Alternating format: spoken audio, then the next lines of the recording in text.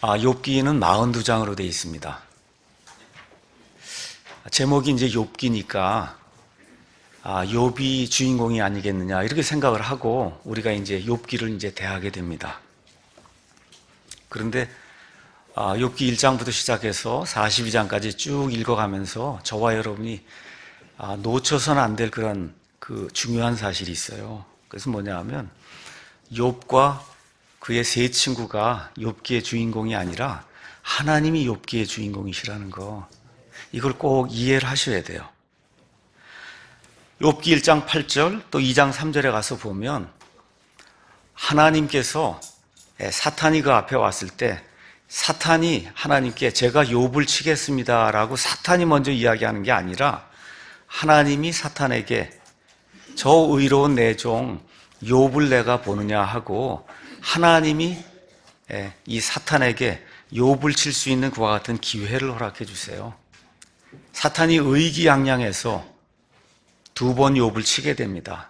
첫 번째는 그의 재물과 그의 아들, 딸들, 자식들 모두 죽이는 그와 같은 일을 했는데 그럼에도 불구하고 우리 한번 욥기 한번 가서 보겠습니다. 욥기 1장 21절 가서 보니까 사탄이 의기양양해서 이렇게 하면은 이제 아마 하나님을 대적하고 배반할 거다 생각을 했는데 욥이 그렇게 하질 않는 거예요.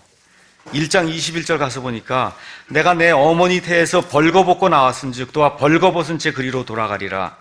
주신 분도 주시오 가져가신 분도 주시니 주의 이름이 찬송을 받을지어다 하고 이 모든 일에서 욥이 죄를 짓지도 아니하고 어리석게 하나님을 비난하지도 아니하였더라. 마귀 생각에는 이렇게 하면 하나님을 대적하고 하나님을 욕하는 그런 일이 생길 줄로 생각을 했는데 그 일이 생기지 않았다는 겁니다.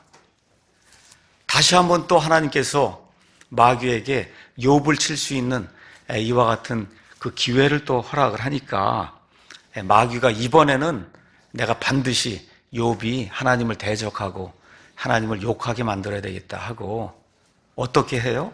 이번에는 욥에게 정말 참을 수 없는 이와 같은 병을 가져다 주고 심지어 그의 아내가 하나님을 저주하고 죽으라고 이렇게 저주까지 하는 그런 말을 하도록 그렇게 만들었는데 2장 10절 가니까 욥이 또 뭐라고 이야기하느냐 하면 당신이 어리석은 여자들 중에 하나가 말하듯 말하니 무슨 까닭이냐. 우리가 하나님의 손에서 좋은 것을 받으며 또 나쁜 것을 받지 아니하겠느냐. 그러니까 마귀가 의기양양해서 이번엔 될 줄로 알았는데 또 안 되는 거예요. 이렇게 해서 실질적으로 하나님께서 허락하신 그 모든 일이 마귀의 완패로 이제 끝이 난 거예요. 이걸 더 욥기가 끝나도 끝난 거예요. 이제 끝난 거. 그렇죠? 그런데 이제 3장부터 시작을 해서 그 다음에 37장까지 여기 욥과 그의 세 친구들 또 엘리후라고 하는 또 젊은 친구가 나타나서 계속 변론하는 그런 내용이 욥기의 대부분을 차지하고 있습니다. 여러분 이미 게임은 끝난 거예요. 그렇죠? 욥이 하나님을 저주하지도 아니하고 욥이 하나님을 대적하는 그런 말 하지도 아니하고 하나님께서 선하시고 하나님께서 원하시고자 하는 그대로 됐기 때문에 이 일이 선하다라고 지금 고백을 하고 있어요. 이걸 다 끝이 나면 얼마나 좋겠나. 욥 입장에서는 그랬을 겁니다. 그런데 그걸 다 끝이 나면 저와 여러분에게 전혀 도움이 안 되거든요. 그렇잖아요? 그래서 무엇이든지 전에 기록된 것은 우리의 배움을 위해 기록됐다. 여기서 딱 끝이 나면 그럼 우리가 배울 수 있는 그런 요소가 없단 말이에요. 그래서 3장부터 37장까지는 하나님이 나라와 그 다음에 개인에게 행하시는 주권적인 역사가 있어요. 여러분 지금 이거 하시는 거 욥에게 묻습니까? 안 묻습니까? 내가 너를 칠 테니까 견뎌봐라 이런 얘기 하세요? 안 하죠? 하나님이 주권적으로 하시는 거예요.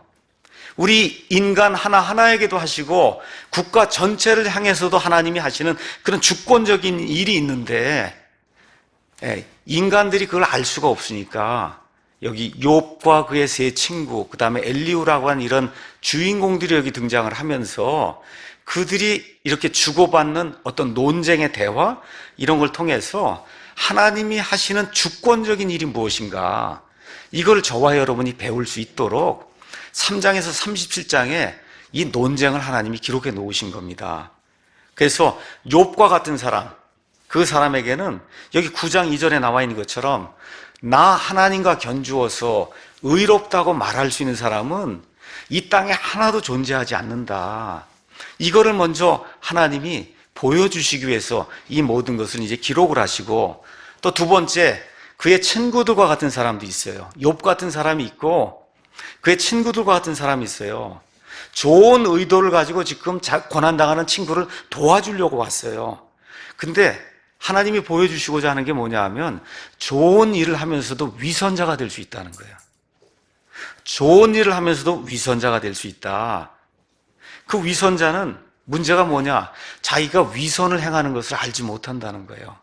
그러니까 이 말씀을 쭉 이렇게 둘이 논쟁하는 것도 이렇게 보시면서 한 사람은 진심으로 무언가를 이야기하려고 하고 있고 다른 사람들을 도와주려고 하고 있는데 실제로 도와주는 게 아니라 위선을 부리고 있는 거예요. 자기들은 다 의롭고, 그렇죠? 저 고난당하는 욥은 극심한 죄인이다.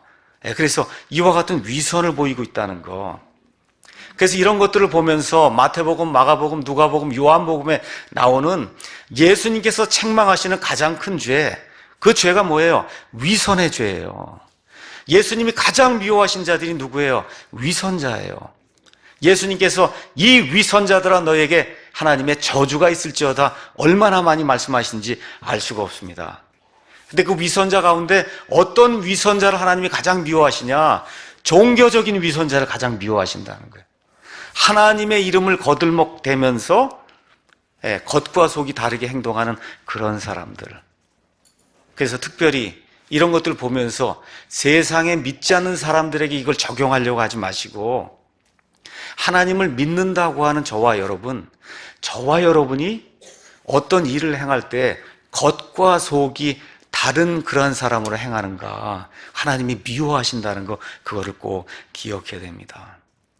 금요일 날 양주 임마누엘 침례교회 갔을 때 우리 호프만 목사님 나오셔서 폴 채플 그 목사님을 소개를 하면서 저한테 또 이메일도 보내시면서 뭐라고 했냐면, 내 그 사람을 만나봤는데 그 사람 아주 트랜스페런트, 투명한 사람이다. 투명 인간이 아니고요, 여러분. 투명한 사람이다. 그렇게 이야기를 하더라고요. 그러면서 뭐 얘기해요? 자기가 가서 그분하고 며칠 돌아다니면서 보니까 무엇 하나 위선을 부리는 게 없었다는 거예요. 가족들하고 이야기할 때, 그렇죠? 집사들하고 이야기할 때, 스태프들하고 이야기할 때, 학생들하고 이야기할 때 집에서의 그 목사의 모습과 교회에서의 목사의 모습과 차를 운전하고 가는 목사의 모습과 직원들과 회의할 때 그 목사의 모습이 동일했다는 거를 호프만 목사님 그날 이야기하잖아요. 그렇죠? 그게 중요하다는 거예요. 예수님을 믿는 사람들 가운데 한 자락 깔고 속에 무언가를 숨기고 겉으로 이렇게 자꾸 경건한 척 하려고 이런 사람들이 상당히 많습니다. 예수님도 미워하시고 저와 제 아내도 그거 굉장히 싫어합니다. 미워는 아니고 싫어해요. 그러니까 우리 교회 안에서는 투명인간이 되라는 게 아니라 투명하셔야 돼. 하는 일이 직장에서도 투명하시고 집에서도 투명해야 돼요. 여기 욥기에 나오는 그의 세 친구들이 하는 이야기를 들어보면 틀린 말이 거의 없어요. 틀린 말이 거의 없습니다. 근데 욥에게 전혀 위로가 되지 못해요. 왜 그러냐? 위선으로 행하기 때문에 그런 거예요. 그래서 이와 같은 것들을 욥기를 쭉 이렇게 저와 여러분이 읽어 나가시면서 그걸 깨닫고 내 삶에 적용을 해야, 그래야 한 4,000년 전에 기록된 하나님의 말씀 욥기가 지금 21세기 한국 땅에 살고 있는 저와 여러분에게 하나님의 은혜의 말씀으로 다가올 줄 믿습니다. 자, 욥의 세 친구 이름은 이제 기억해야 되겠죠? 엘리바스, 소발, 빌닷 이렇게 이제 나오고 4장에서 7장에는 엘리바스하고 욥이 논쟁하는 내용이 나옵니다. 자, 엘리바스가 내가 하나님과 견주어서 의로울 수 있느냐라고 이야기하면서 욥에게 이제 이야기하는데 욥의 말 대항할 수가 없으니까 두 번째 타자로 이제 소발이 등장을 합니다. 그래서 오늘 우리가 살펴보려고 하는 8장에서 11장은 두 번째 타자 소발과 그 다음에 욥이 논쟁하는 그와 같은 내용이 이 안에 기록이 되어 있습니다. 그래서 오늘 제목은 고통의 시간은 인생 허비가 아니다. 이렇게 잡고 고통이 무엇인가 하는 것을 다시 한번 살펴보는 그런 시간 갖도록 하겠습니다. 여기 소발이라고 한 사람이 나와서 이제 욥하고 논쟁을 하는데, 이런 것들 이게 저와 여러분이 보면서 논쟁하는 것도 좀 배워야 되겠구나. 배워야 돼요. 그냥 막 논쟁하는 게 아니에요. 세 가지 논점을 가지고 지금 욥을 논박하는 겁니다. 세 가지 논제를 가지고. 자, 근데 이게 말씀드렸듯이 소발이 이야기하는 그 내용이 이제 보시면 알겠지만 특별히 틀린 데가 없습니다. 근데 뭐가 문제냐? 그의 태도에 문제가 있는 거예요. 지금 욥의 상태가 어떤가 한번 저와 여러분 한번 머릿속을 한번 그려보세요. 동방에서 가장 큰 사람이에요. 정말 남에게 해코지 안 하고 정말 의롭게 살았어요. 아이들이 잔치를 하거나 뭘 해도 혹시 이 아이들이 잘못을 범하지 않았을까 하고 잔치가 끝난 다음에는 이 아이들을 위해서 하나님께 번제 헌물을 드리고 하나님께 속죄 헌물을 드린 아주 훌륭한 그러한 성도였습니다. 갑자기 알지 못하는 것과 같은 이유로 그의 모든 재산이 다 날아가고 그의 모든 아들, 딸들이 갑자기 죽게 되고, 그렇죠? 온몸에 지금 종기가 나고 이러다 보니까 아내가 그를 저주하고 이렇게 돼서 자기가 살던 고향 땅에 살지 못하고 고향에서 저기 동구 밖 저쪽으로 지금 몰려나가서 지금 북북 기와장으로 몸을 긁고 있는 이런 상태예요. 욥이. 그렇죠? 죽음 일보 직전이다. 만신창이가 된 이와 같은 상태예요. 그런데 이 소발이라고 한 사람이 나타나서 욥을 위로한다고 하고 뭐 논쟁하려고 하는 거지만 어찌됐든 하는 말이 어떤가 한번 보세요. 2절에 내가 어느 때까지 이런 것들을 말하려느냐, 어느 때까지 내 입의 말들이 거센 바람 같겠느냐. 그래서 지금 욥이 죽을 지경에서 어떨 땐 지금 헛소리까지 막 나오면서 지금 하고 있는데 이게 광야에 불어닥치는 거센 바람처럼, 그렇죠? 이렇게 욥이 이야기하고 있다고 욥을 지금 비난하고 있는 거예요. 전혀 도움이 안 되는 겁니다. 자, 먼저 이 8장을 가서 보면 이 소발이 또 나와서 논쟁을 시작하는데, 소발 역시 엘리바스가 했던 그 말을 가지고 논쟁을 시작하는 겁니다. 4장 17절 한번 보겠습니다. 늘 하듯이 8장, 9장, 10장 전체를 제가 강해를 하고 그 다음에 끝에 요약을 하겠습니다. 4장 17절에 엘리바스가 욥을 비난한 말이 있어요. 죽을 수밖에 없는 사람이 하나님보다 더 의롭겠느냐, 사람이 자기를 만드신 분보다 더 깨끗하겠느냐. 지금 엘리바스가 그 얘기를 했잖아요. 그러니까 내가 깨끗하지 않으니까 지금 내 죄 때문에 이와 같은 고난을 당하는 거다. 소발도 지금 똑같은 이야기를 하는 거예요. 3절에 가서 보니까 하나님께서 판단의 공의를 굽게 하시느냐, 지금 너 이렇게 고통당하는데 하나님이 심판하신 거다. 하나님이 죄 있는 자에게 심판하시고 죄 없는 자에게 복을 주시는 거, 이게 너무 당연한 거 아니냐. 내가 그럼 너 이렇게 죄를 지었는데 하나님이 너를 심판하지 않으면 하나님의 공의가 이렇게 굽는 거 아니냐. 지금 그렇게 이야기하는 거예요. 전능자께서 정의를 굽게 하시느냐, 하나님 그런 일 하지 아니하신다. 그렇죠? 그렇게 이야기하는 겁니다. 자, 먼저 하나님의 성품에 대해서 이야기해요. 하나님의 성품. 하나님은 100% 공의롭고 거룩한 분이다. 잘못을 범할 수 없다.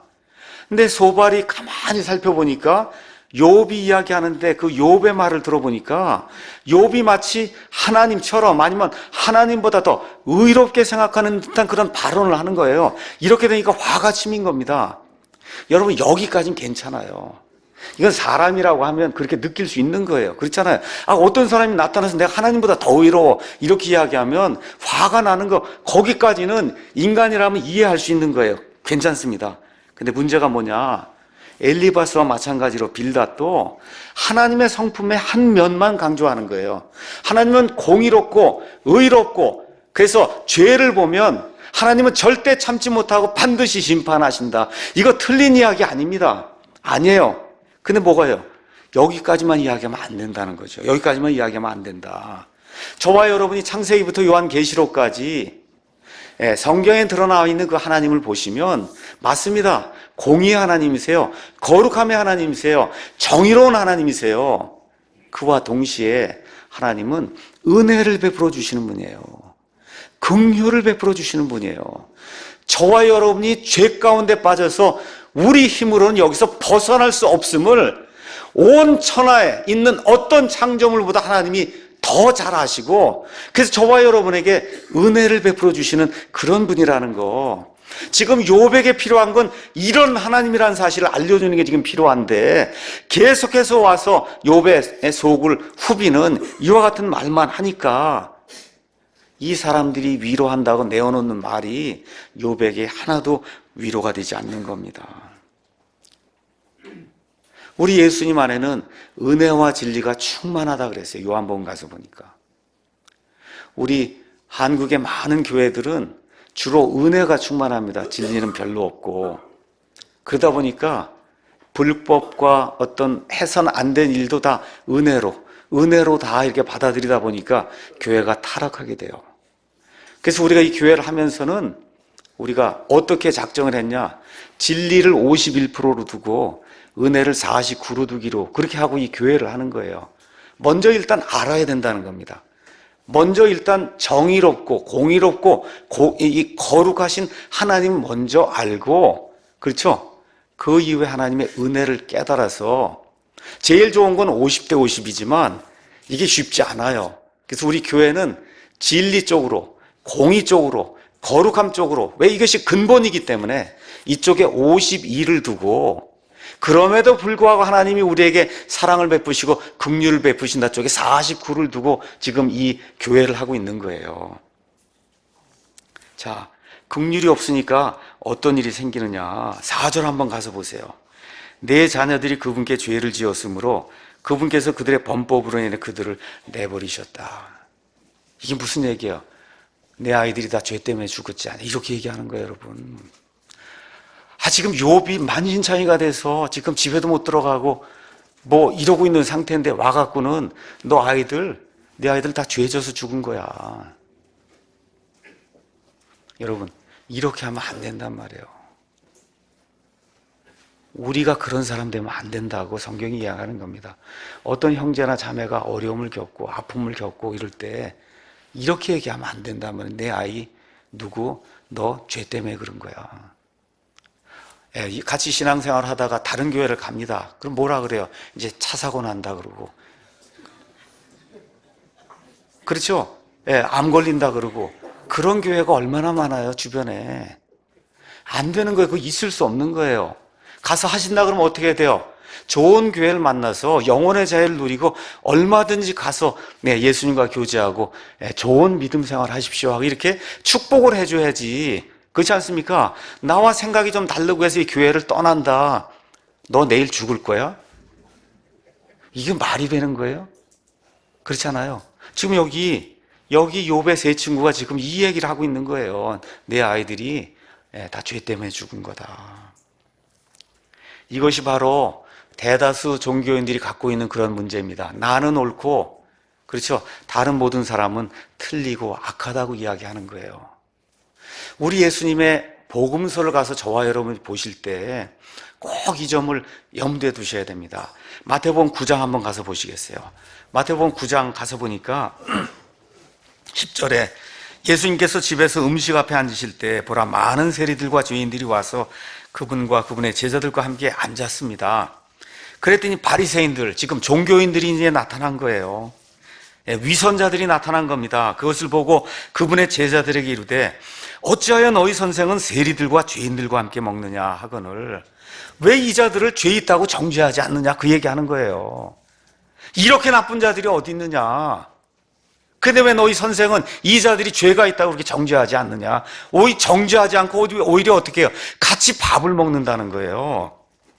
그때 예수님께서 그것을 들으시고 그들에게 이르시되 온전한 자들에게는 의사가 필요 없으나 병든 자들에게는 필요하니라. 다 같이 읽겠습니다.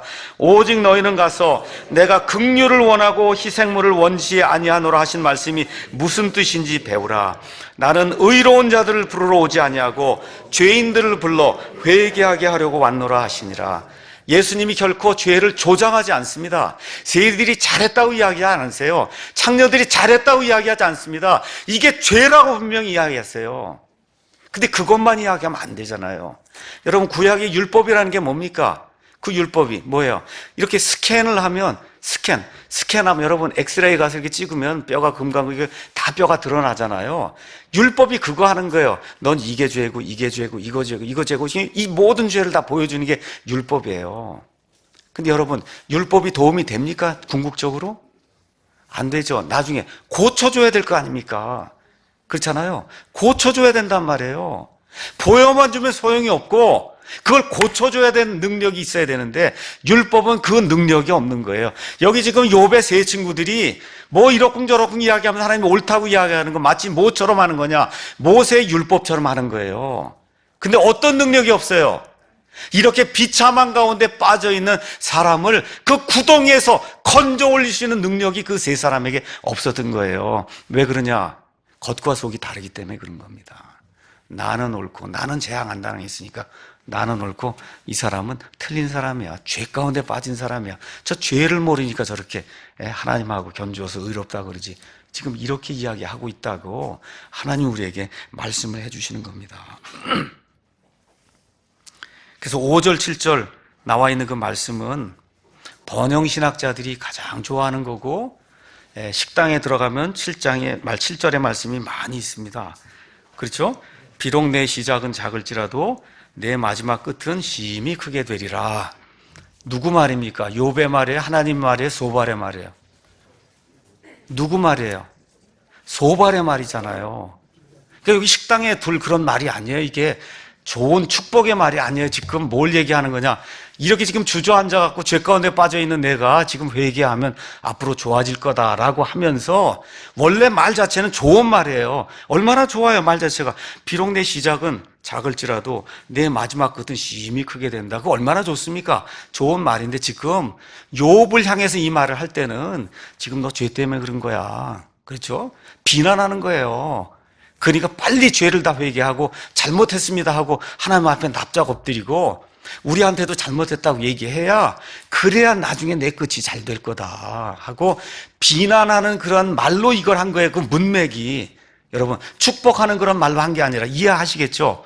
그러다 보니까 이상하게 미국에 갔는데 미국의 크리스찬 스토어 이런 데 가면은 거기도 성경 구절 적어놓은 액자를 많이 파는데 이건 제가 한 번도 못 봤어요.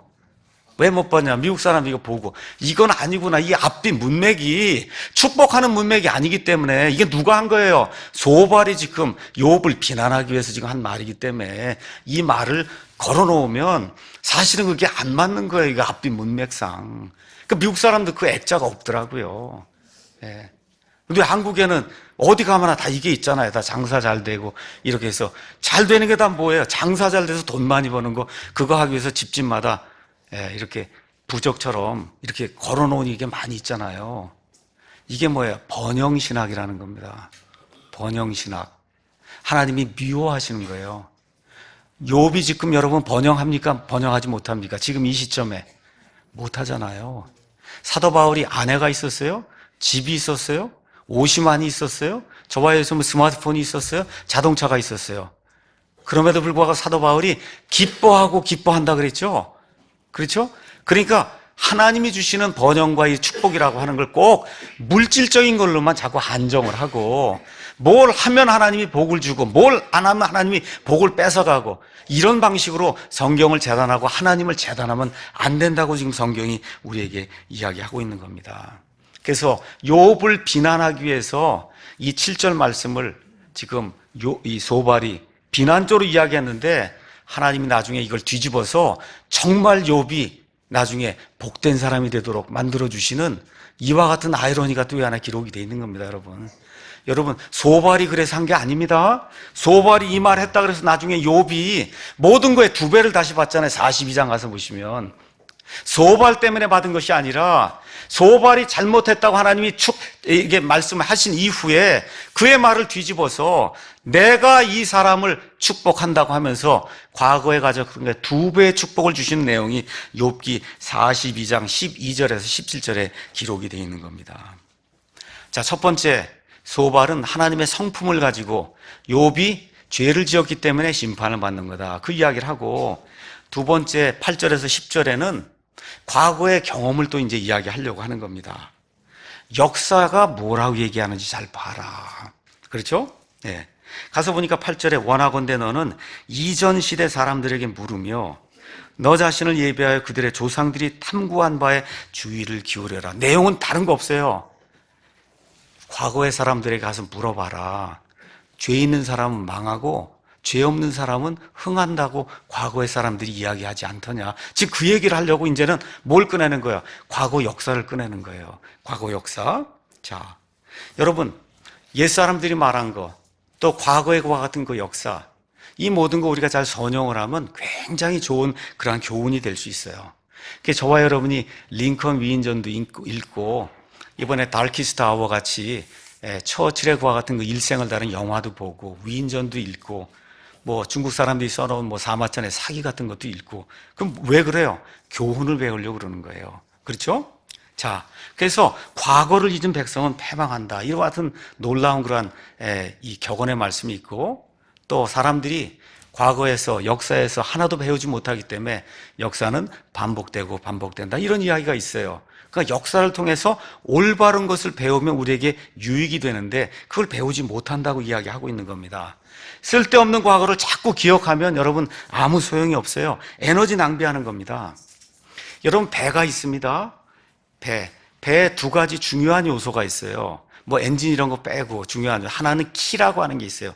키. 저 배 뒤에 달려갖고 키를 이렇게 꺾으면 배가 이렇게 나가고 키를 이렇게 꺾으면 배가 이렇게 나가는 거예요. 그 큰 배가 요 키 하나에 의해서 이렇게 꺾느냐 이렇게 꺾느냐에 따라 방향이 달라지는 거예요.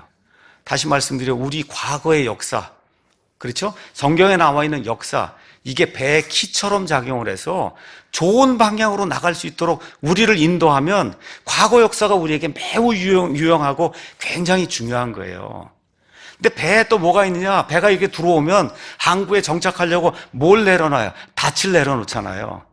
과거의 역사가 닻이 되면 그러면 그 나라와 그 민족과 개인에게는 희망이 없는 거예요. 나가려고 하는데 닻을 매놨으니 과거에 묶여갖고 나가지 못하는 이와 같은 일들이 우리 가운데 발생을 하면 과거의 역사가 우리를 망치는 겁니다.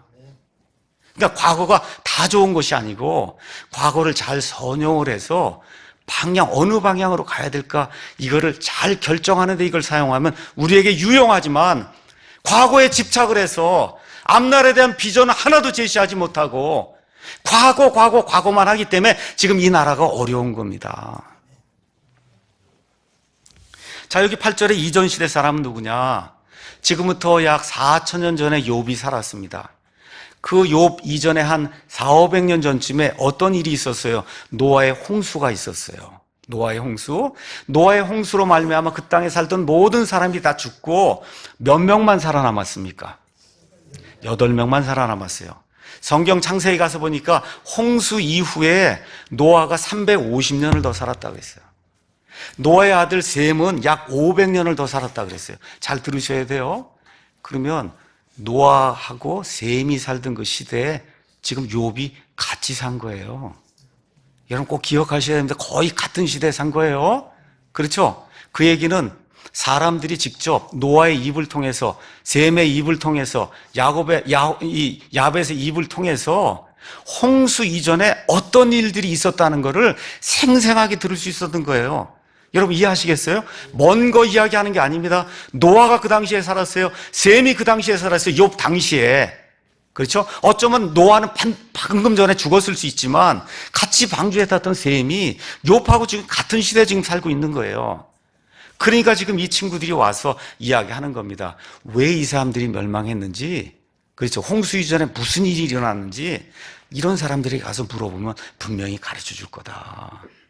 자, 그렇게 지금 이야기하는 거예요.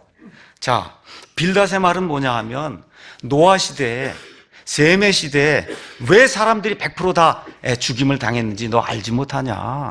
그 사람들에 가서 물어봐라. 왜 그래요? 죄 때문에 그렇다 그러지 않느냐? 그러니까 너도 죄 때문에 이렇게 고난을 당하는 거다. 지금 그렇게 이야기하는 거예요. 이것도 틀린 얘기 아닙니다, 여러분. 틀린 얘기 아니에요. 근데 저와 여러분이 영어식으로 이야기하면 이런 거예요. 오렌지는 오렌지하고 비교해야 되고 애플은 애플하고 지금 비교를 해야 돼요. 욥도 죄 있는 사람이에요. 홍수 이전의 사람도 죄 있는 사람 맞아요. 다 죄 있어요. 그런데 그 죄의 질이 완전히 다른 거예요, 여러분. 죄의 질이 완전히 달라요. 창세기 6장 가서 보니까 노아 시대에는 사람들이 머릿속에서 생각하는 모든 게 다 사악 같고 거기 살던 모든 육체가 자기 길을 다 부패시켜서 그 안에 하나님이 구원할 수 있는 사람이 8명 외에는 없었다고 이야기할 정도로 사람이 상상할 수 없는 것과 같은 엄청난 죄악이 그 당시 지금 존재했는데 여러분 욥이 그와 같은 죄 지었어요? 아니잖아요. 욥이 짓는 죄는 뭐예요? 저와 여러분이 구원받은 이후에도 매일같이 짓는 그런 죄 지은 거 외에 욥이 무슨 그와 같은 사악한 죄를 졌어요? 근데 지금 뭐라 그래요? 소발이 와서 너가 지은 죄 노아 시대 그 사람들 그 사악하게 한 자들이 짓고 심판을 받은 그 죄하고 똑같은 거다. 여러분 죄인이라고 하는 거 이야기하면 맞습니다. 그럼 욥의 입장에서 그 사람들하고 자기를 비교하면 억울한 거죠. 있을 수 없는 일이잖아요. 여러분 저와 여러분이 아무리 죄를 지어도 노아 당시에 그렇죠? 이 사람들의 그 사악한 그 죄처럼 그렇게 크진 않습니다. 물론 그것 때문에 구원받는 것은 아니지만 얼마나 억울한 거예요. 그렇죠? 오렌지는 오렌지하고 비교하고 그 다음에 사과는 사과하고 비교를 해야지. 우리 성도들 가운데서 문제가 생기고 뭐 하면 성경 말씀을 들이대는데 맞긴 맞는 것 같아요. 근데 그 내용의 본질이 완전히 다른 걸 가지고 사람을 정죄하고 비난하면 안 된다는 겁니다. 다시 한번 이야기합니다. 욥의 친구들의 말이 틀린 게 아니에요. 근데 같은 종류를 같은 종류로 비교하는 게 아니에요. 자, 이런 것들 보면서 믿음 생활하고 가정 생활하고 사회 생활하면서 누구와 어떤 논쟁이 있거나 하게 될 때 그 논쟁의 핵심을 바르게 가지고 그걸 이야기해야지. 이거를 부풀려 가지고 이렇게 이야기하면 상대에게 전혀 도움이 안 되는구나. 이 인생의 지혜입니다. 자, 세 번째 소발이 들고 나오는 거는 자연계에 존재하는 인과 응보 법칙을 이제 이야기하는 겁니다. 11에서 이제 13절 가서 보면 골풀이 나오는데 골풀은 여러분 종이를 만드는 파피루스 식물 이런 거라고 생각하시면 됩니다. 여러분 식물 그거 어디서 자라요? 진흙탕에서 자라는 진흙에 푹 뿌리를 박고 자랍니다. 그렇죠? 물이 있어야 자라요. 그러니까 물이 없으면 못 자란다는 거예요. 그럼 내가 왜 심판을 받느냐? 왜 그래요? 죄가 있으니까 받는 거다. 똑같은 이야기를 하는 겁니다. 그렇죠? 그 다음에 13절에 그래서 그를 가리켜서 위선자라고 이야기하는 거예요. 욥 너는 위선자다. 이거 무서운 말이에요, 여러분. 위선자라고 하는 말. 그 다음에 14절에서 15절은 거미줄 또 이야기를 하는 거예요. 거미가 막 집을 짓습니다, 여러분. 여러분 거기 가서 자겠습니다 하고 누우면 거미줄이 저와 여러분 지탱해 줍니까? 안 되잖아요. 그렇죠? 욥 내가 가지고 있는 확신이 거미줄과 똑같다. 그렇게 지금 욥을 비하하는 거예요. 16절에서 22절에는 정원에 이게 잘 살고 있던 그 식물을 뿌리째 뽑아내면 이게 사느냐, 못 살지 않냐. 욥 너도 뿌리째 뽑힌 거다. 지금 그렇게 이야기하는 겁니다. 여러분 이게 이렇게 들어보면 별로 이렇게 아닌 것 같은데 이 안에 엄청난 가시들이 이렇게 들어있는 거 여러분 보시죠? 그러니까 누구를 위로하거나 할 때 이런 가시돋친 그런 말로 위로하면 절대 도움이 되지 않는다는 거, 그거를 기억하라고 하나님께서 이 소발의 말을 통해 우리 그리스도인들이 어떻게 행동해야 하는가를 하나님이 우리에게 알려주시는 겁니다. 자, 세 가지 이제 이야기를 했습니다. 첫 번째, 하나님은 의로우시기 때문에 내가 지금 고통받는 거 죄 때문에 그런 거다. 그렇죠? 두 번째, 과거 사람들에게 물어봐라. 왜 심판당했냐? 죄 때문에 심판당하지 않았냐? 너가 지금 심판당하는 거 그래서 죄 때문에 당하는 거다. 그렇죠? 세 번째, 이 세상에 존재하는 인과응보의 법칙이라는 게 있지 않냐? 그렇죠? 그러니까 내가 지금 이렇게 고통당하는 거 잘 자라는 그런 그 식물 이렇게 뿌리째 뽑아 놓으면 그러면 못 자라는 것 같이 내가 한참 잘 자라다가 지금 뿌리째 뽑혀 있는 거다. 왜 그러냐? 죄 때문에 그렇다 하고 욥을 몰아붙이는 그런 내용이 그 안에 이제 기록이 되어 있습니다. 자, 그래서 이제 욥이 9장에서 이제 10장에 변론을 시작하는 거예요. 근데 9장 10장을 저와 여러분이 가서 읽어보시면 알겠지만 욥이 절망을 한 거예요. 지금 이제 두 번째 타자가 나타난 거잖아요. 근데 와서 하는 얘기가 뭐예요? 다 죄 때문에 그렇다는 그 얘기만 하니까 이 9장 10장에서 욥은 사람들 가운데는 나를 이렇게 나와 하나님 사이에 중재해 줄 그런 사람이 없구나 이렇게 생각을 하고는 사람들과는 대화가 안 통하니까 하나님하고 내가 좀 대화를 해야 되겠다. 그게 9장 10장에 기록된 그런 내용입니다. 자, 그래서 사람들하고는 같이 이 문제에 시시비비를 가릴 수 없으니까 하나님과 함께 내가 법정에 들어가야 되겠다. 재판정에 하나님과 함께 들어가서 그래서 거기서 한번 내가 재판을 좀 받아봐야 되겠다 하는 내용이 9장, 10장에 이제 기록이 되어 있습니다. 자, 욥이 이제 9장에서 이야기하는 거 다 맞는 말이에요. 욥이 첫 번째 나오는 얘기가 뭐냐? 뭐라 그랬어요? 의롭지 않기 때문에 죄를 받는다, 저주를 받는다 그렇게 이야기하니까 욥이 먼저 이야기해. 9장 1절에서 3절에 그래, 사람들 가운데 누가 하나님하고 견주어서 의롭다고 걸린 사람이 누가 있겠냐? 맞는 말이다. 욥이 지금 동의를 하는 겁니다. 맞는 말입니다. 근데 여기 나오는 의는 구원받는 의가 아니에요. 욥이 나는 사악한 죄를 짓지 않았다 얘기할 때 여러분, 욥이 죄가 없다고 이야기하는 게 아니라 이런 형벌을 받을 만큼의 사악한 죄를 짓지 않았다고 이야기하는 거예요. 지금 여기 나와 있는 의 이런 거 나올 때 이게 하나님하고 똑같은, 하나님이 우리를 구원해 줄 때 예수 그리스도를 통해서 우리에게 주신 그런 의라고 생각하시면 안 되고, 나는 이런 벌을 받을 정도로 심각한 죄를 짓지 않았다고 앙변하는 그런 의미에서 의예요. 그걸 저와 여러분 기억하시면 좋겠습니다. 자, 욥이 이야기하는 건 내 말이 맞다. 9장 3절에 뭐라고 얘기해요?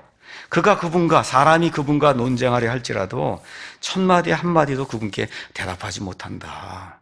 어떻게 저와 여러분이 하나님 앞에 가서 하나님하고 논쟁을 하는데 하나님이 물으실 때 저와 여러분 대답할 수 있겠어요? 첫마디 한마디도 대답할 수 없다. 올바른 말 얘기하는 거예요. 5절에서 6절 귀한 이야기 하는 겁니다. 그분께서 산들을 옮겨도 그것들이 알지 못하나니 그분께서 분노하사 그것들을 뒤엎으시는도다. 여러분, 노아의 대홍수 이야기를 하는 겁니다. 하나님께서 온 땅에 있는 모든 것들 다 뒤엎으셨어요. 여러분, 지금 미국의 유타주에 가면 솔트 레이크 시티라는 데가 있어요. 솔트 레이크, 소금 호수예요. 소금 호수. 왜 그래요? 과거에 한때 거기가 바다였거든요. 저 에베레스트 산 저 꼭대기 가면 지금도 바다에 살던 그런 생물이 저 꼭대기 화석으로 발견되고 있어요. 이러한 일들을 하시는 분이라는 거예요. 온 지구의 전체를 물로 다 잠궈 놓을 수 있는 그런 분. 그분께서 땅을 흔드사 그것의 자리에서 떠나게 하시니 큰 지진을 일으키시니 땅의 기둥들이 떠는도다. 그분께서 해에게 명령하사 뜨지 못하게 하시고 별들을 봉하시며, 이게 무슨 말씀입니까? 여호수아기 10장 12절에서 13절 가서 보니까 여호수아가 이 아모리 족속들하고 싸움을 할 때 하나님께 기도하죠. 그 기도하니까 어떻게 돼요? 해가 멈추고 달이 멈추는 그와 같은 일. 여러분, 그 엄청난 것도 하나님이 딱 잡아놓으시면 움직이지 못한다는 거예요. 이러한 능력을 가지신 분이다. 우주 공간의 모든 것을 창조하시고 수많은 이적들을 행하신다고 8절, 9절, 10절이 이야기합니다. 그분께서 홀로 하늘들을 펴시고 이렇게 이제 되어 있습니다. 하늘들을 편다고 하는 말 영어로 가서 뭐 스프레드 아웃 되어 있어요. 여러분, 스프레드는 이렇게 펼치는 거, 이렇게 펼치는 거. 이게 뭐예요? 지금식으로 이야기하면 우주 팽창을 이야기하는 거예요. 과학자들이 무슨 허블 망원경이다 이런 거 발견해갖고 지금 이제 발견한 게 뭐예요? 우주가 팽창이 되고 있다는 거예요. 하나님의 말씀은 이미 내가 하늘들을 이렇게 스프레드 이렇게 해서 쭉쭉쭉 펼친다는 거예요. 이사야서 40장 22절 말씀 한번 볼게요. 이사야서 40장 22절 거기 가서 보니까 이렇게 기록이 되어 있습니다. 땅의 원위에 앉으신 이가 바로 그분이시니 이 땅이 동그랗게 둥글다고 하는 거를 이스라엘 시대 지금부터 2700년 전 하나님이 말씀해 주시고, 땅에 거하는 자들은 메뚜기 같다. 그분께서 하늘들을 휘장처럼 펼친다. 여기는 스트레치라는 단어를 썼어요. 여러분, 스트레치가 이렇게 확 벌리는 거잖아요. 이 뭐야? 우주를 팽창한다는 거예요. 이 하늘들을 하나님이 팽창시키는 이와 같은 일들을 지금도 하시고 계시는데 과학자들이 이제 깨달은 거예요. 우주가 팽창한다고. 성경에는 우주 팽창에 대한 이와 같은 내용이 굉장히 많이 나와 있어요. 스프레드라는 단어, 스트레치라는 그런 단어를 사용해서 하나님이 계속해서 저 하늘들을 계속해서 벌려놓는 그런 일을 하신다고 지금 욥기를 통해서 우리에게 말씀해 주시는 거예요. 여러분, 어떻게 하늘을 계속 늘릴 수 있어요? 이게 우리 사람이 어떻게 할 수 있어요? 욥이 이야기하는 겁니다. 그래, 하나님이 그런 분이시다. 그렇죠? 11절은 그럼에도 불구하고 하나님은 보이지 않는 분이다. 이 모든 일들을 보이지 않게 행하시는 그런 분이다. 12절에 어느 누가 나서서 당신이 잘못했습니까 하고 하나님이 하시는 그 일을 막을 수 있겠냐. 심지어 13절, 14절 가서 보면 하나님을 대적하는 교만한 협력자들 누가 있어요? 사탄, 마귀, 그렇죠? 또 하나님을 대적하는 그런 악한 자들도 결국은 하나님 앞에 고개를 숙이게 된다고 욥이 하나님의 성품에 대해서 이야기를 하고 있습니다. 자, 그 다음에는 자신의 무죄를 좀 증명해야 되겠는데, 여러분 제가 말씀하는 무죄는 죄가 하나도 없다는 게 아니라 이런 정도의 재앙을 받을 정도로 제가 죄를 지은 건 아니다, 이걸 증명하려고 하는 거예요. 이걸 증명하려고 하는데 사람들 가운데서 할 수가 없으니까 머릿속으로 상상을 하는 거, 하나님을 좀 법정에 데리고 가서 그래서 거기 가서 좀 이야기를 해야 되겠다. 그래서 15절에 이렇게 이제 이야기하는 겁니다. 비록 내가 의로울지라도 그분께 감히 대답하지. 이런 데 의도 똑같은 거예요. 죄가 없다는 것이 아니라 이런 정도의 형벌을 받을 정도로 내가 심각한 죄를 지은 건 아니다. 도리어 나를 심판의 이에게 간구하겠다. 그러니까 하나님은 이제 법정에 데리고 가겠다는 거예요. 그러고서는 16절에 뭐라고 얘기하는가 하면 내가 그분을 부름으로 그분께서 내게 응답하셨을지라도 그분께서 내 음성을 들으셨다고는 내가 믿지 아니하리다. 참 이 귀한 말입니다. 여러분, 기도 응답 받았다는 말 그거 조심해서 해야 된다는 거예요. 이 말이 뭐 해놓고는 기도 응답 받고 안 된 건 기도 응답 안 받았다 그러고, 여러분 그렇게 하시잖아요. 많은 경우 안 하는 게 좋은 거예요. 나만 알고 있으면 되는 거예요. 내가 그분을 부르니까 하나님이 응답하셨을지라도 그분께서 내 음성을 들으셨다고는 내가 믿지 않는다. 이게 좋은 태도예요. 여러분, 겸손한 태도예요. 겸손한 태도. 나는 힘이 없는 사람이다. 지금 그 얘기하는 겁니다. 하나님이 혹시 내게 응답하신다 해도 나 때문에 그렇다고 난 그렇게 생각하지 않는다. 또 뭘 얘기해요? 18절에 혹시 내가 나를 잘못 변호하면 오히려 고통만 내게 더 늘어날 거 내가 알고 있다. 20절에 내가 삐뚤어진 사람이란 사실이 앞으로 내가 더 변호하면 할수록 더 확실해질 거다. 그러니까 하나님 앞에 가서 이렇게 하면서도 욥은 항상 자기 자신을 낮추고 나는 별거 없는 사람이다, 정말 힘이 없는 사람이다, 계속해서 자신을 낮추는 그와 같은 모습이 이 안에 이제 기록이 되어 있습니다. 자, 욥이 답답한 게 뭐냐 하면 그의 친구들이 나타나서 하는 얘기가 뭐예요? 사악한 자는 심판을 받고 의로운 자는 축복을 받는다. 그거 지금 얘기를 하는 거 아니에요. 그러니까 지금 욥이 꼭 그렇지 않다, 지금 이야기하는 겁니다. 22절 한번 보겠습니다. 네, 제가 22절 이 일이 한 가지라 그러므로 내가 말하기를 그분께서 완전한 자와 사악한 자를 멸하신다 하였도다. 지금 욥이 하고 싶은 말이 이거예요. 내가 지금까지 세상에서 살면서 재판정에서 일어나는 일들을 봤는데 어떻다는 거예요? 꼭 사악한 자만 형벌받는 게 아니더라. 욥은 지금 그걸 듣고 싶어 하는 거예요, 그거를. 그러니까 하나님 앞에 지금 그걸 알고 싶은 거예요. 내가 이거 죄를 이렇게 엄청난 죄를 짓고 노아시대 사람처럼 사악한 죄를 져서 이 형벌을 받는 게 아니고 그 정도는 아닙니다, 제가. 근데 친구들은 뭐라 그래? 그 정도라고 자꾸 얘기하니까 나는 아닙니다. 난 그렇게 생각하지 않습니다. 이 세상 법정에서는 심지어 의로운 사람도 잘못 판단을 받아 정말 악하게 심판받는 그런 일들이 비일비재하지 않습니까? 나도 그런 경우에 해당이 된다 하고 지금 항변하는 그런 내용이 그 안에 기록이 되어 있습니다. 그러면서 또 27절, 28절에는 내가 이런 말로 내 자신을 위로해봐야 무슨 소용이 있냐. 모든 상황이 변하지 않을 텐데 라고 이야기하면서 33절에 욥이 원하는 내용이 그 안에 기록이 되어 있어요. 우리 사이에는 우리 둘 위에 손을 얹을 중재인이 없다는 거예요. 지금 욥이 원하는 게 뭐예요? 하나님과 자기 사이에서, 그렇죠, 이 문제를 해결해 줄 수 있는 중재인을 원하는데 이 온 땅 전체에 그런 중재인이 없다고 지금 한탄을 하고 있는 거예요. 자, 이렇게 되면서 이제 10장으로 넘어가면 욥의 한탄의 말씀이 1절부터 22절까지 기록이 되어 있습니다. 앞부분 이야기하는 거, 고통당하는 사람이 하나님께 얼마든지 하나님께 이야기할 수 있는 그런 내용이 기록이 되어 있고, 끝에 가니까 또 뭐예요? 죽었으면 좋겠다. 그렇죠? 왜 내가 낙태되지 않았는가? 이건 뭐예요? 헛소리로 받으시면 되는 거예요. 헛소리. 너무 힘드니까 또 나오는 거예요. 죽었으면 좋겠다. 이게 성도의 삶이에요, 여러분. 성도가 저 하늘에서 매일같이 고고하게 사는 사람이 아니다. 기억하셔야 돼요. 하나님 향해 원망도 하고 불평도 하고 그러다 헛소리까지 나와요. 빨리 죽었으면, 그때 죽었더라면 좋았을 텐데 왜 죽이지 않았습니까? 하고 하나님께 헛소리까지도 하는 게 그게 성도예요. 성도 중에 제일 좋은 성도가 그 얘기를 하니까 저와 여러분도 충분히 그 얘기 할 수 있다는 걸 하나님이 보여주시려고 여기 10장에 이 말씀을 길게 22절이나 기록을 해 놓은 겁니다. 고통당하면 하나님을 향해 고통스럽습니다 하고 하나님께 불평도 하고 고통을 호소하기도 하고 헛소리를 내기도 하고 여기까지 해도 하나님이 no problem, 너는 인간이고 해서 하나님이 no problem이라고 이야기하며 욥을 맞아주시는 거예요. 이게 얼마나 긍휼의 하나님이에요. 이걸 저와 여러분이 배워야 되는 거예요. 그렇죠? 욥 이야기하는 초점을 제가 이렇게 요약을 하면 그렇습니다. 8절에서 12절에 하나님께서 애를 써서 사람들에게 생명을 주지 않았습니까? 사람을 만들려고 하나님도 계획을 짜고 다 그랬는데 이렇게 하고는 왜 사람을 멸하십니까? 그렇게 얘기하는 거예요. 그렇죠? 하나님이 이게 선한 일입니까? 3절에 18절엔 또 뭐라 그래요? 왜 하나님 나를 사냥하십니까? 사냥은 저 사자나 이런 거 악한 짐승이나 좀 사냥하셔야지 왜 저 같은 사람을 사냥하십니까? 사냥하냐고 지금 이야기하고 있어요. 그래서 1절에 뭐라 그래요? 그래서 내 혼이 살기에 지쳤습니다. 그래서 내가 정말 죽을 지경에 있습니다 이야기하는 겁니다. 그래서 15절에 뭐라 그래요? 내 머리가 좀 혼란스럽습니다. 여러분, 고통과 고난이 우리에게 닥치면, 감당할 수 없을 정도의 고통과 고난이 닥치면, 우리 금요일 날 갔을 때 허프만 목사님이 내가 이거 목회를 어떻게 하는 거, 목사인가, 이것이 혼란이 생길 정도로 어려웠다는 그런 얘기 들었죠? 그렇죠? 이렇게 된다는 거예요. 머리가 그냥 혼란스럽습니다.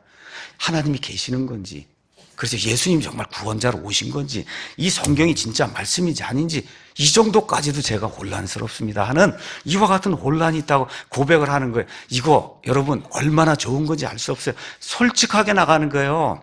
위선 부리지 않잖아요. 그렇죠? 내 머리가 아주 혼란스럽습니다. 하나님이 이렇게 좋은 분이면 어떻게 이런 일이 일어날 수 있습니까? 하고 있는 그대로 자기 자신의 모든 것을 하나님 앞에 밝히는 거예요. 그러면 10장 7절에 주의 손에서 나를 구출할 자, 건전할 자가 아무도 없습니다. 그러니까 지금 욥이 원하는 거는 중재인을 원하는 거, 또 하나는 구출자를 원하는데 이 땅에는 없습니다. 자, 욥의 말을 요약하겠습니다.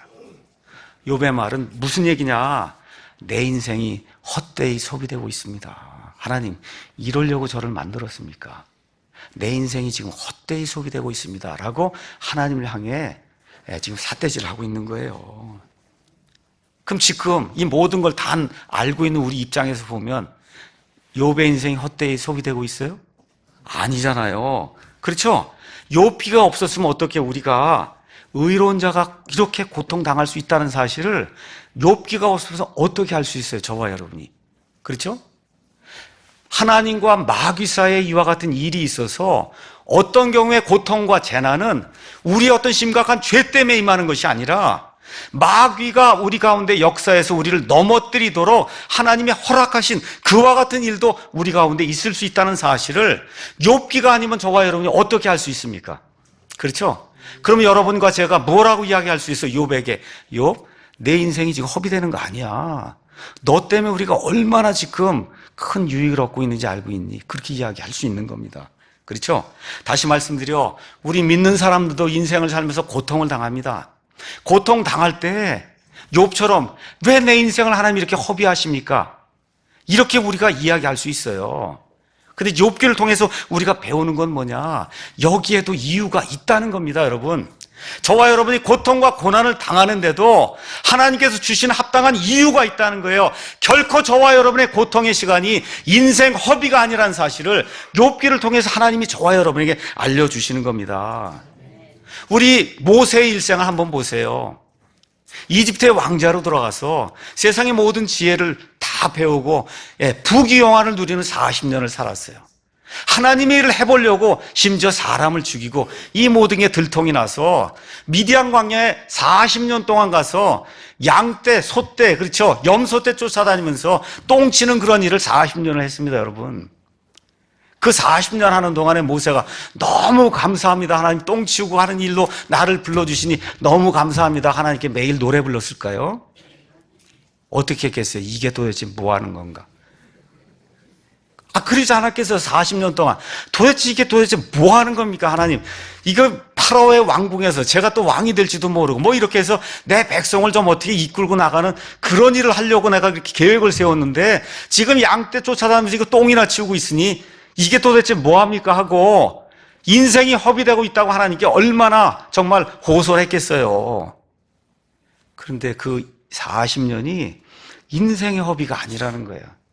그 40년이 없었으면 모세가 정말 낮아져서 내 힘으로 하지 못하고 오직 하나님의 힘으로 이 일을 할 수 있습니다 하고 하나님 앞에 자기 자신을 낮출 수 있는 그 기간이 바로 모세의 미디안 광야 생활 40년의 기간이었습니다.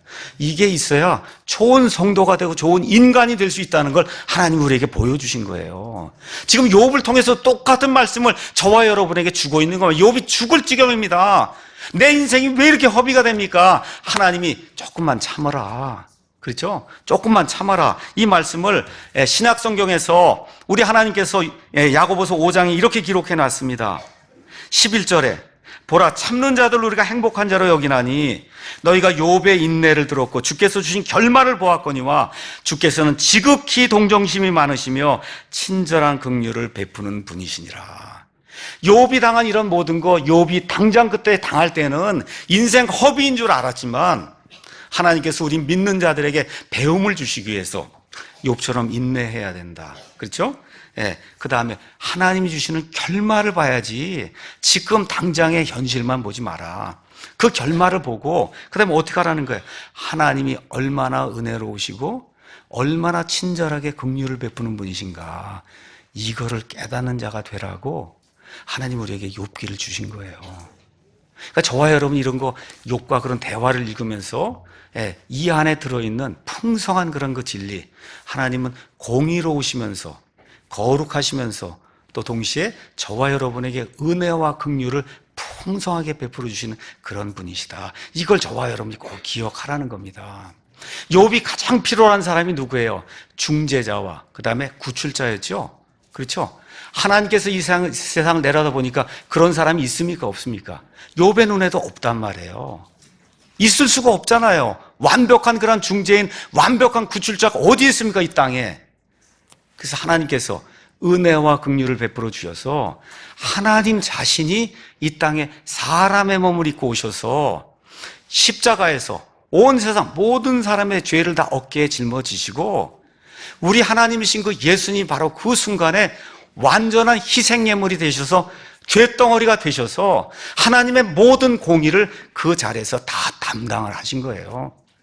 하나님의 모든 죄에 대한 심판을 예수님께서 그 자리에서 다 담당하심으로 말미암아 누구든지 하나님을 믿기만 하면 예수 그리스도의 은혜를 믿기만 하면 예수님께서 십자가에 흘려주신 그 보혈의 공로를 믿기만 하면 누구든지 구원받을 수 있는 은혜와 긍휼을 풍성하게 베풀어 주신 바로 그 자리가 골고다 십자가입니다. 욥이 그토록 원했던 그 구출자와 그 중재인 그분이 바로 저와 여러분이 구원자로 모시고 있는 예수 그리스도세요. 욥이 그토록 그걸 바랬는데 한 2000년쯤 지났을 때 때가 충만히 이르렀을 때 하나님께서 여자의 씨로 이 예수님이 이 땅에 보내주셔서 그래서 우리의 구출자가 되시고 우리에게 중재인이 되셔서 이제는 욥처럼 그렇게 항변하지 않아도 주여 하고 저와 여러분이 기도 자리에 나가서 기도하게 될 때 주여 이 나라를 지켜주시옵소서 저와 여러분의 어려움을 당할 때 주여 어렵습니다 하고 간구하게 될 때 중재인이 되어주시고 구출자가 되어주셔서 이 나라를 구출해 주시고 저와 여러분의 개인의 모든 어려움에서 우리를 풀려나게 해주시는 그런 분이 되실 줄로 믿습니다.